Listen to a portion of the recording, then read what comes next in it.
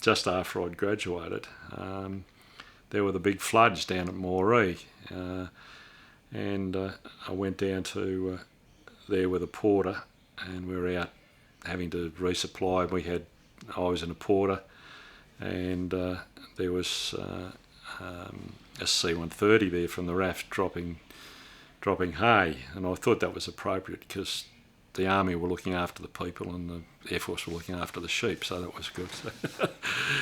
But no, they were good guys, the C-130, and they were dropping hay because all the cattle would get onto islands and save themselves from the flood, and then they'd eat the grass and then they'd starve to death. So they had to go around and drop the hay, and they'd kill a few cattle with the bales of hay, but they'd save the vast majority, so it was well worth it. They saved millions of dollars worth of cattle.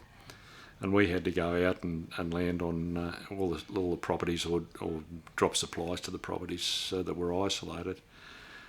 One day I got a thing to go to Winjeels, which is just north of Moree, this little tiny town, because the town had been cut off, and went there and said, we'll find, with the porter you always find somewhere to land, you find a bit of road or a football field or something to land on. Anyhow, there was nowhere at Winjeels except one of those silos, the ones built on the ground, they laid the gravel on those outward sloping walls, and the silo was empty, and I thought, it looks a bit narrow, but anyhow, we'll land there. So I landed with the porter, and I thought, shit, this is getting narrow. And the walls are 12 foot high, so we sank into this tunnel and I landed, and I thought, Jesus, this is bloody narrow. So I landed, and we got out, and the porter wingspan's 50 feet.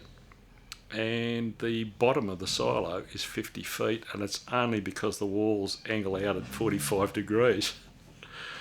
And I nearly popped myself. I thought, my God.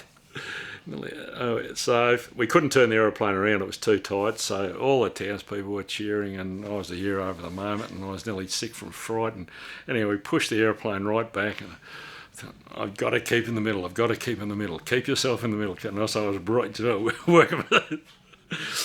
So anyway, we got out, and I resolved to take that and never tell anyone. But unfortunately, the SES controller from the area, he'd come from the trip, and within 2 hours, my parents were getting this phone call. We've just heard on the ABC, your hero's son has landed in a silo to save the town of Winjeels. This guy blabbed.